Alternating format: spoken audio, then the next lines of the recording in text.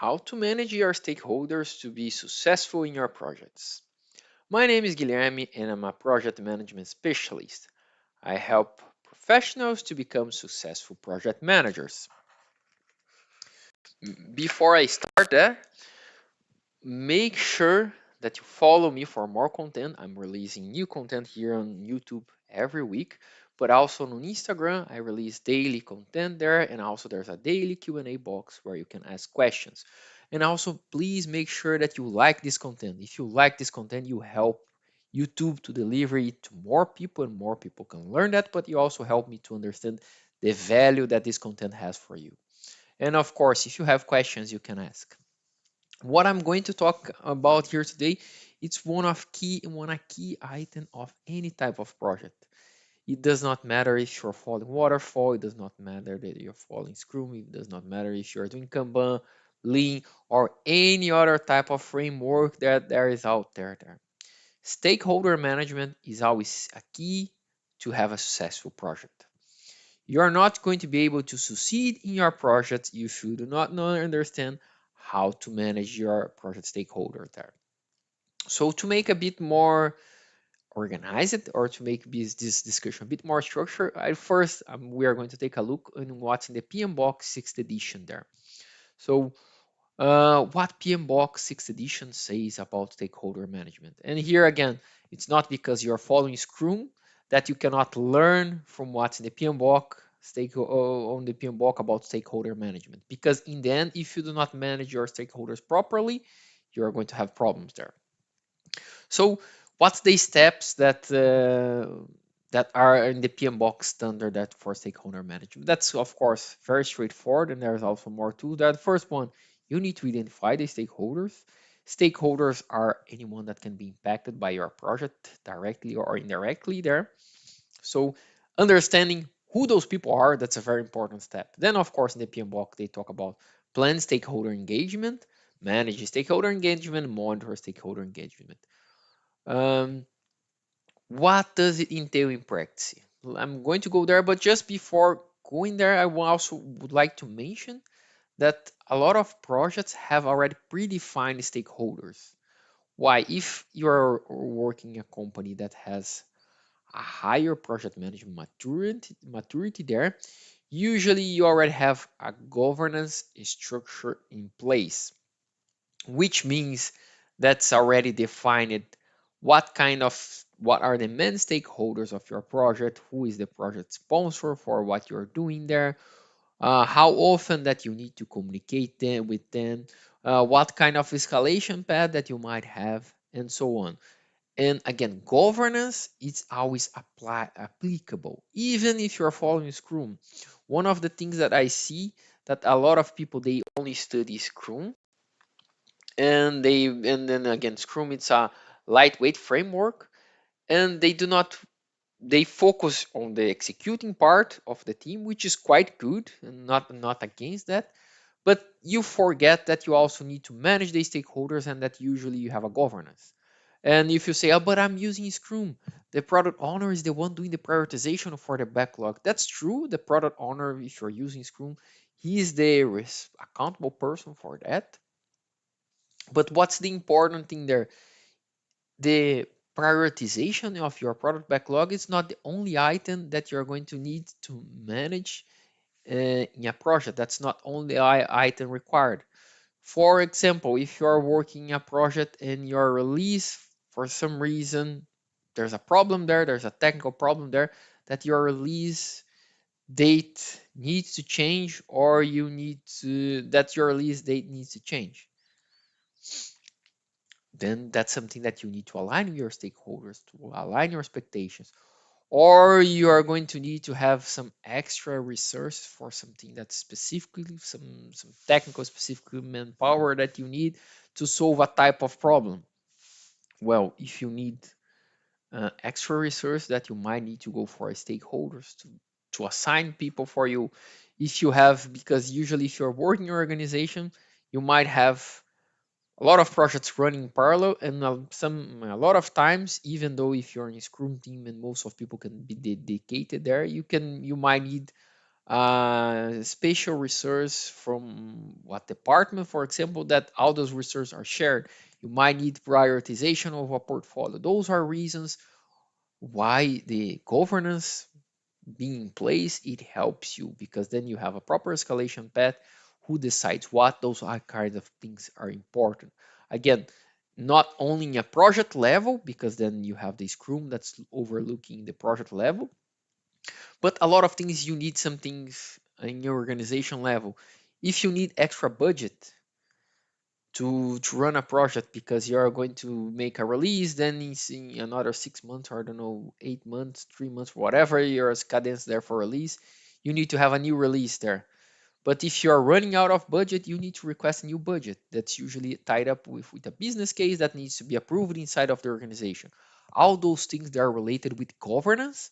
And that's why I mentioned it's so important that even though if you're working with Scrum, you understand the entire waterfall structure there, because that will help you also to understand all the things that are not mentioned in the Scrum guide, but are going to make a difference for your project to succeed.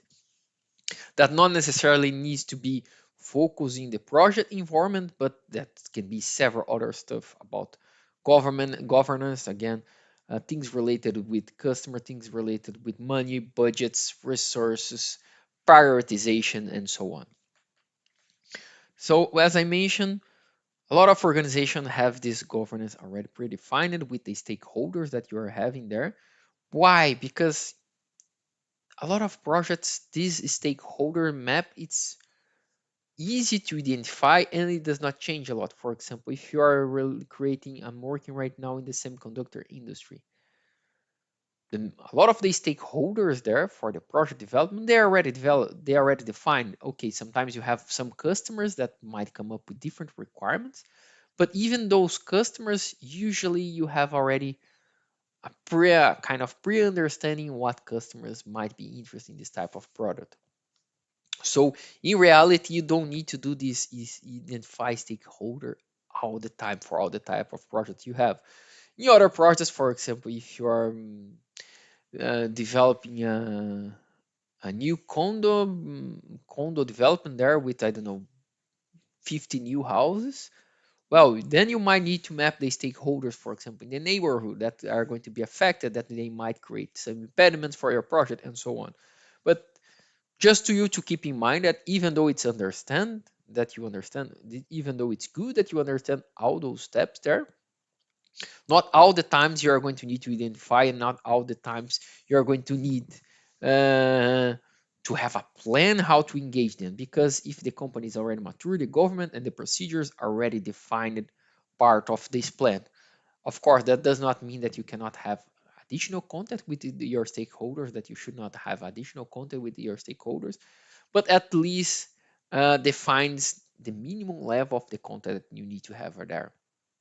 For example, a lot of organizations, they have what they call the project review board, uh, steering board committee, or whatever that you have there, where you present what's the status for the entire portfolio. Then you might require, you might ask support to clear roadblocks, you might ask questions for prioritization, and so on. So let's assume that you need to identify those stakeholders. Then what you need to do when you are going to work in a plan. Basically, you have a list of stakeholders that you can impact your project. I just mentioned, if you're like in a wind farm, you have local communities, you have regulators or official regulators that you might have there. You have your customer, you might have the contractors that are working there, all types of stakeholder depending on the position that you are in this development there. Usually you try to map the stakeholders in 3 dimensions there, if what's called the stakeholder cube there. What's their power over the project? What's their interest over the project? And what's their attitude over the project? Why you want to know those dimensions there?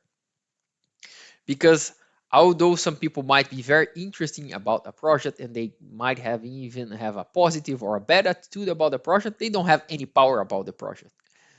For example, I can give you, if you say that's that's work there, a renovation in a road close to your house. You might have a lot of, if interesting what's going on there, you might have even an attitude say, I want that to happen, or no, I don't not want that to happen in that time. But your power over it might not be anything. You say you can complain as much as you want, but you are not going to change the plan for the road many times there. So that's something why it's interesting to you to see. Because, of course, for stakeholders that have a lot of power over your project, you always need to look into them in a much more careful way. For example, the sponsor of the project. If the sponsor of the project is not happy with the project, that's a big problem. Even he might not be dedicating a lot of times, because even though in the real world you're going to find a lot of people that are defined as a project sponsors, but they do not put a lot of interest in the project there, and they have even a neutral attitude about their how they are going to handle the project there. But even their attitude and their interest is neutral, or there in the case of interest it's very low there. They have the power, for example, to cancel the project, to assign the resource, to clear the roadblocks. So it's important that you understand those dimensions for different stakeholders. Why? Because if you understand those dimensions, you can use that into your favor. For example, if you are a sponsor, that's one of your most important stakeholders there. He is not interested in something in your project, and then you can understand, okay, why he's not interested. Because the goal of the project are changing, the strategic goal of the project for the organization changed, or just because he is not understanding what we do, he's not getting enough information to get the interesting about the project, he's not see the positive impact that this project is called, then you can enter a lot of different items. So what you do, you kind of have this um, way how you're going to engage with those stakeholders. Basically, we identify, you understand there, and you classify those different dimensions. So, and you analyze in those different you understand, you analyze in those different dimensions, because then you are going to prioritize. For example, for the contractor that's going to run the maintenance there in the road close to your house, if you don't like the project, he does not care much about that. So even though your attitude and your interest there can be varying there in a different way, your power is almost done.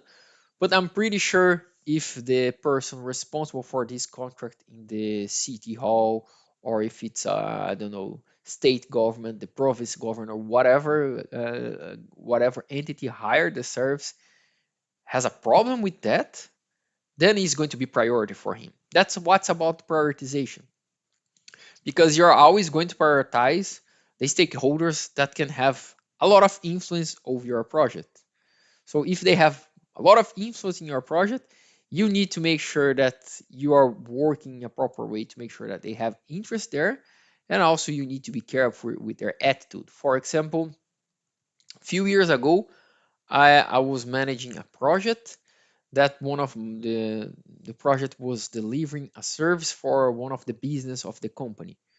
And this stakeholder, he had good power over the project because he controlled the budget, and he controlled if the project would continue or not. He has he was very interested in the project, the level of, even though he was a director, he would like to go for the level of detail what was going on in the project. But his attitude was not every time positive, meaning that sometimes he say, okay, we are going to the right direction, in the other times he was pushing back, criticizing the team, and so on. Well, that was a stakeholder that was very difficult to manage. But how do you manage in a situation like that? Because of the power of the stakeholder is very high. So you make sure that, and also his interest is high. You need to make sure that you get him involved in a level that his attitude will be positive about your project. And sometimes that means that you need to get him involved in a lot of discussions that you say, oh, I don't think it should be like that. And I do understand. And a lot of times I do agree that sometimes some stakeholders in a level, they get involved in a too much level of detail. Then it's about leadership styles and so on. But what's important for you? If the person is like that, you're not going to change the person, because if you say no, you're not going to get involved in this level of detail, sometimes yes, sometimes you need to do that, but sometimes you cannot do that, because if you do that, you are going to build a bad attitude there. So what you need to understand is how to balance up these, because if it's a very powerful stakeholder and if it's interesting to get a lot of information and a lot of details there, you need to find a way how you're going to balance that. Because if you do not provide any information for the stakeholder, you have a problem, because he's not going to be happy, he's not going to be satisfied, and he likely will create problems for your project. But if this person get involved too much into the details and he wants to hold most of the decisions, you're going to get a problem also, because this person usually with a high power, does not have a lot of time to follow all the details of the project. And if he wants to centralize everything, yet your project will not progress as you want. So finding this balance, it's very important. And that's what you see in this process here about engaging with the stakeholder. So the engaging with stakeholder, it's always finding the balance. It's always finding the balance with the customer there. There's types of customers that they want to be involved in everything in the project. Are types of customers that they say, yeah, I hired your company for doing that. I don't care about the details. I care only if you deliver what I want, when I need it. So even though you have this type of stakeholder that they say, I don't care whatever you're doing in the background, that's your problem, you need to find a way how you're going to make sure that this person or this organization have the right interest, and that the attitude they are going to have over you and over your team, over your project, is the right one. And of course, there's a different ways to do it. You can ask, for example, say, hey, I know that and that you don't need to understand all the details, but this is something, it's important that you are aware of that, and it's important that you are on board with this decision.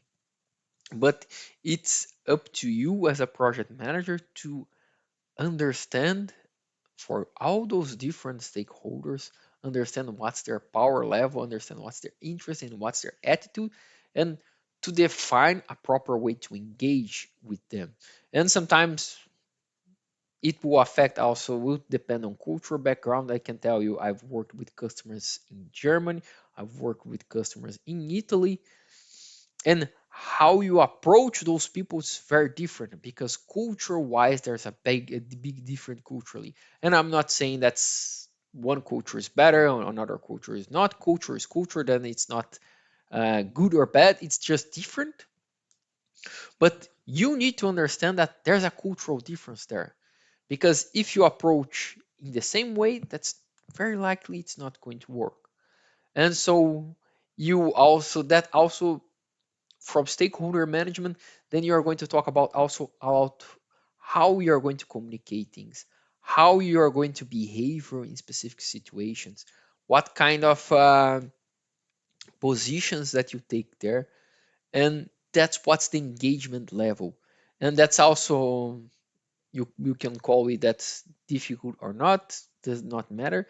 The reality is the stakeholders are different, and you need to understand them, because you need to make sure that you manage those stakeholders in a proper way. That if, again, if they're powerful, they're not going to create problems. If you need to support, they're going to be there to support you.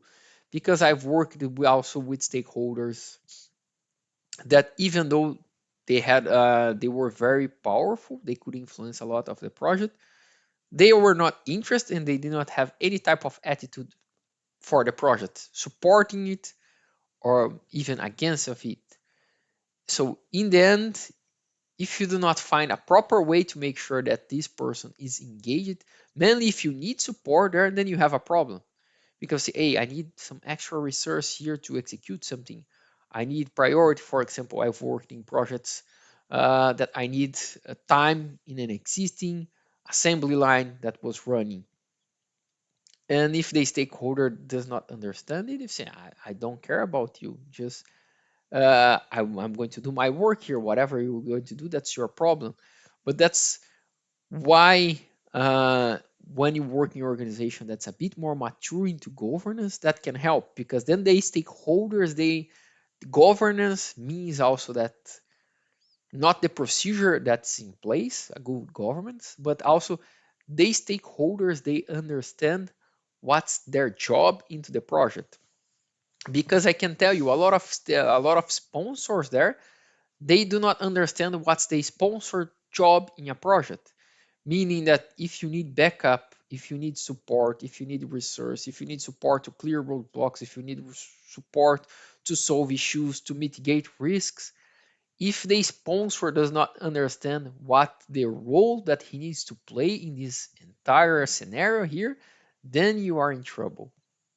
So making sure that also you have good communication channels, that you have a good communication with stakeholders, that will be very important for you. So communication is always one of the main challenges that you see in any type of project, in any type of organization. Why? Because it's very easy to have miscommunication there because of different backgrounds, different cultures, different language, you name it, different interests, different ways of seeing things. But your job there as a project manager is make sure that you're always putting those things in balance, and that you're always trying to make sure that those stakeholders, they find a common ground, and they are converging into a direction that's favorable for the project.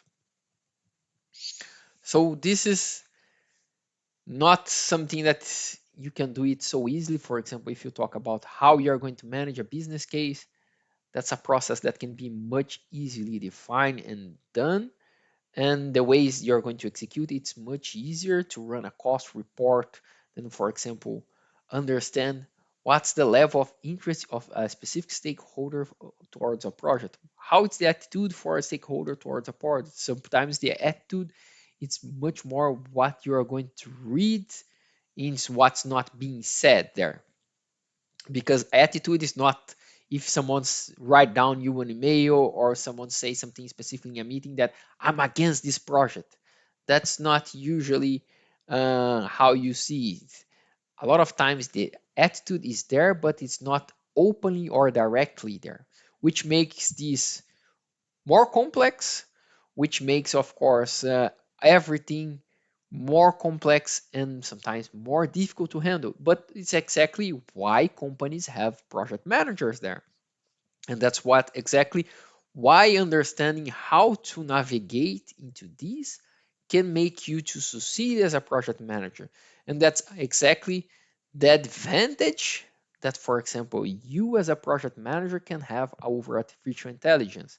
Artificial intelligence can run a cost report. You, from what's the direction that we're going, you will be able to run a cost report very easily there. But the artificial intelligence will not be able to read so straightforward what's the attitude of the stakeholders. Because if you're in a meeting, of course, you can have cameras and so on, but I guess that will get to a long period before that. The cameras that will recognize what's in the face, what kind of emotion, and what's not being said, that what's the body language of the person, all those kind of stuff. So this is a critical point, when that's a critical point that's not so easily replaceable by artificial intelligence, which makes an opportunity for you as a project manager, if you understand how to do this in a proper way, how you're going to handle it. And one other thing that I mentioned that about governance, that if the governance is not there, you need to define a kind of governance for yourself.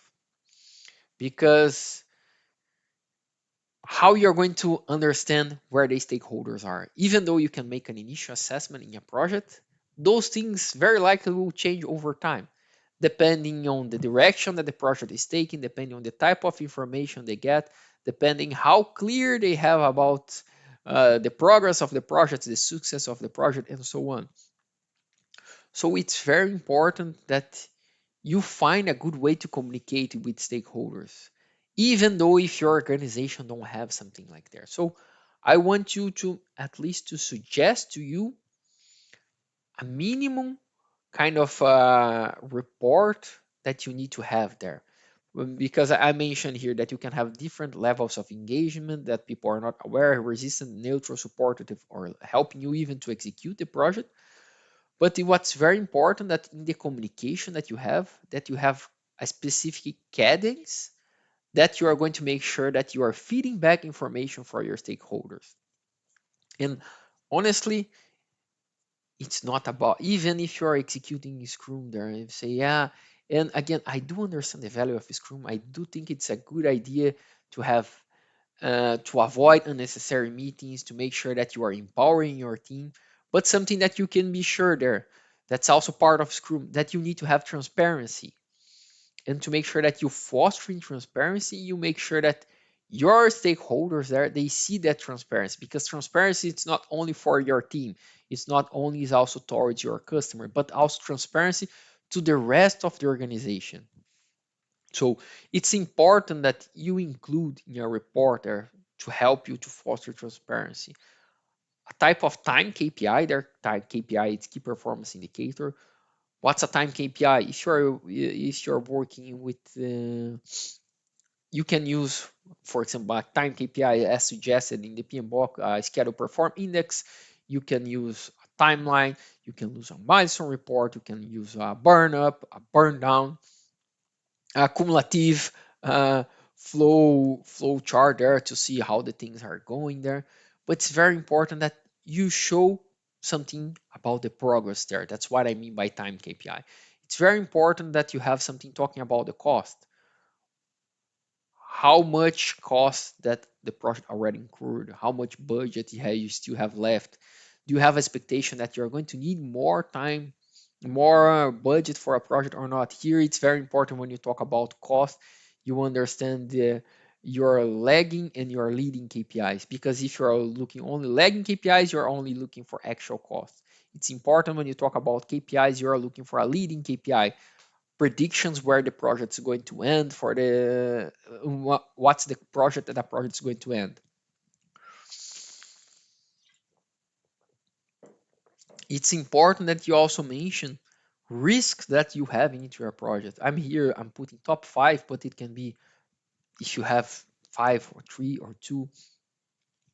But it's very important when I talk about risk, because I've seen project managers that they come with a full list of risk for the stakeholders. The stakeholders, they don't want to know the 10, 20, 30, 40, 50, or whatever risks that you identified in your project.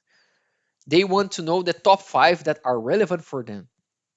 And they want to know if in that top five you need a decision for your management, from management, or if you need any type of support. Support can go from prioritization, it can go for acknowledge a risk, to approve extra budget, to assign additional resources, to hire an external company, to hire another external company. That's the kind of support that you might be able to discuss. And in the end, in this report, the stakeholders, what they want to understand an overall status about your project. Because, and this is a crucial part, because I've seen a lot of reports and that does not say anything. For example, people saying that we are working in a project, we have those risks. Sometimes even risks are not fully there, or issues are not fully there. But you say that's fine, but where we are with the project today, are we on track for the start of production? Are we on track for the release? Are we on track to deliver this to the customer or not?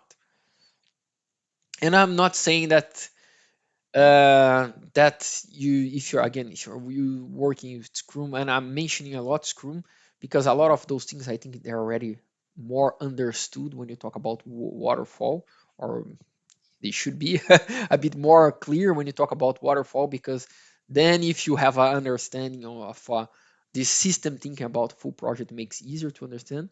But I've seen even people reporting milestones like, what's the status of the milestone? It is in progress. What does it mean a milestone is in progress? A milestone is a date. That means if it's a milestone, it's a date, and you do not have a date, you don't have a milestone. That's a basic definition. You cannot have a milestone if you do not have a date. And if you have a date, you can be, okay, I'm on track to reach this date, or I'm expecting that I'm going to delay this date. Or I expected that I can reach this release date, but with less functionality, something like that. That's a way to report it. But that's what I mean by project status. You need to make something understandable there. And because I've seen also reports, 50% of the project is complete. What does it say? Nothing. What percentage of the project should be complete? 50%, 40%, 60%? Because you need some kind of reference there to any kind of indicator to make sense. I've seen people reporting, for example, business case saying my NPV for the business case it's 1 million. Is that bad, or is no, or is that good? And it's impossible to take a conclusion there if you do not have a reference. Well, if your NPV is 1 million, but your NPV in the beginning of the project was 50 million, just exaggerating the number here to make a point, well, then the situation is pretty bad, because it means that you have a lot of extra cost that was not there in the beginning. And who can guarantee that if you already went from 50 to 1, that at some point in the next one you're not going to be negative? But if in the beginning of the project, instead of 1 million, it was 500,000, you say, that's a very good improvement. But without this reference point, those KPIs don't make sense. The report itself does not make sense if you do not have a status. And that's also when you talk about the importance of making sure that you have a right reporting. That I have some other videos talking about that, because people talk about watermelon project. What watermelon project? It's a abomination that should never exist. A watermelon project does not exist if you have a good project management ongoing there. Because if you have a good project management ongoing, you're going to report what's the right status for the project. What's the right status on time, cost. You might have other indicators like quality, customer satisfaction, burn up, the burn downs, whatever you want to do with risks that you want to manage. But your report must be clear and understandable. That's why I sometimes I suggest you to use the traffic light, because the traffic light, everyone understands it. Red, problem. Yellow, attention. Green, everything is okay. But it's very important that also you place those conclusions into your report there. And because if you have a good, and why I'm talking about reporting, why I'm talking about stakeholding, and when I talk about report, I don't mean that you need to create a report every week, a 10-page report. It can be something very simpler, one slide, something that you can even take from the controls that you have, but is to make sure that you have the right transparency to your stakeholders, to make sure that you keep the engagement level in a right level. And you can only keep this engagement in a right level if you have the right transparency and you do right communication, because the reporting is also a way of communicating to your project. If you do not have the right transparency, if you do not have the right communication, you're not going to have a right stake your engagement level of your stakeholders, and the chances are that you are going to put in danger your project, and they are going to put in danger the chance of your project to succeed there. So keep that in mind while you're working with your stakeholders. So to wrap up, what I talk about today, I talk about the steps that you have in the PMBOK for stakeholder management, but I talk about what's very important, that you understand where your stakeholders are when you talk about power, interest, and attitude. And then you run this effective process here, And you are going to need to understand where they are, the level of engagement, and depending on the level of engagement versus, for example, the power that they have, then you are going to define actions that you need to take to make sure that you put this engagement where it needs to be. And one of the very important tools there is to have the right government, but also to make sure that you have transparency. And what transparency entails, good communication and a good reporting then. And that goes for any type of project there. If you not have a good report and a good transparency for all the organization, not the only team members, then you are going to have troubles with your project. Again, make sure you like this content here because that helps me to understand the value that it has to you, but also helps YouTube to deliver this content to more people, and that helps more people to understand and learn project management. If you think someone needs to see that, make sure you share that with them. Also, make sure you follow me for more content. There's more content coming in the channel every week. There's more content on Instagram every day. On Instagram, you have a Q&A box and you can ask questions every day. Also, make sure if you like this content, make a comment here and say, yeah, nice content, I like it. Then also helps me to understand which direction I can go for the next content. If you have questions, ask, because I might decide to make a full content only about your questions. And of course, I'm going to do my best also to answer your questions there, because if your goal is to develop your project management skills, my goal is to support you in this journey. Thank you very much and see you soon. Bye.